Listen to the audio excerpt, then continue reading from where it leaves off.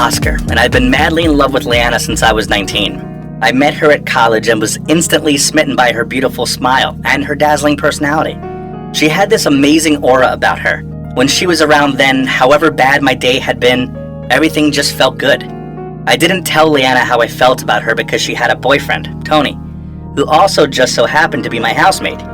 Leanna loved Tony, and he loved her, so I kept my feelings to myself.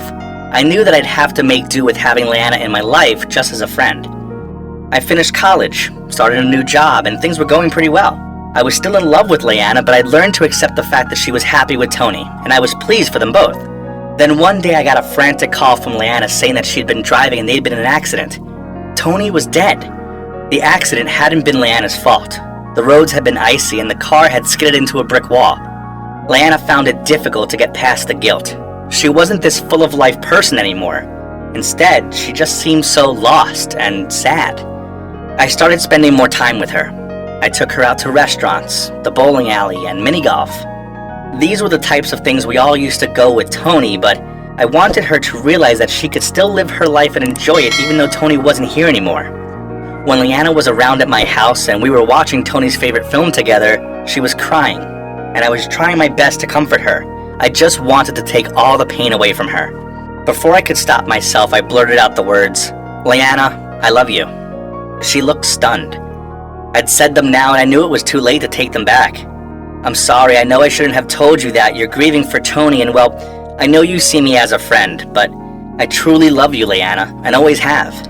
I want you to realize that the accident wasn't your fault and find happiness in life, as you're a beautiful person inside and out, and Tony would want you to live an amazing and happy-filled life because he loved you." She burst into tears and hugged me. We both stayed like that, huddled on the couch, crying for hours. Finally, she pulled apart from me. She told me that I was an amazing person, but it was all too much for her, and she needed space. "How about if we're both still single at 30, then we'll get married?" she asked me. At first, I didn't think that she was being serious, but I loved her so much, and I believed that agreeing to this would comfort her. So there it was.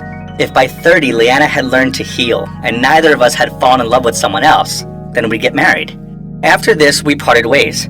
Leanna moved to another town, and I moved countries. For the first couple of years, we didn't talk at all.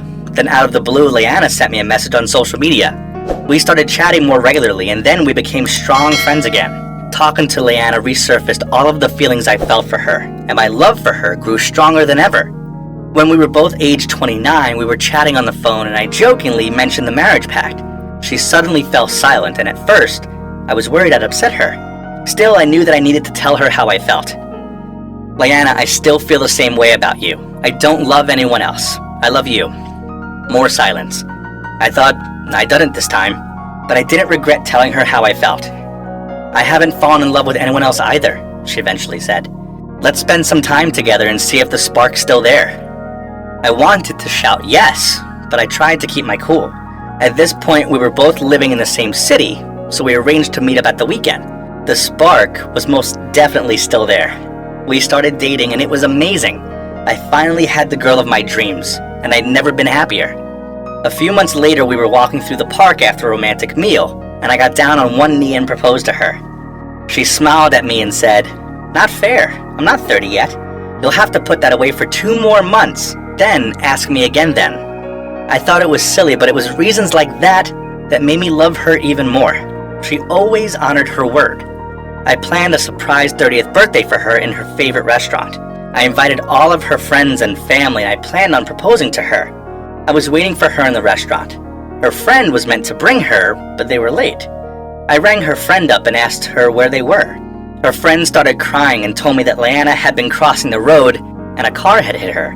She was at the hospital. Leanna was in intensive care.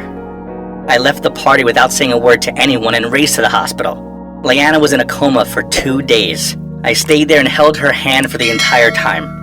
There was nothing left they could do for her, and she died. I'd finally got my soulmate, and now I'd lost her. I fell into a state of depression and lost my job, my home, everything. I moved back in with my parents and had to start again. I'm currently in therapy to try and rebuild my life. It's not easy, as most of the time, all I feel is empty. It's been 4 years since then, and I still miss her every day. It's hard, but I've learned to live with the pain and loss of the life we'll never lead. Thank you for listening to my story. Some love journeys are never meant to be, and as painful as this is, we have to find the strength and will inside of ourselves not to give up on life. I'm trying my best to be strong and to live out my life as well as I possibly can, as I know that this is what Leanna would have wanted.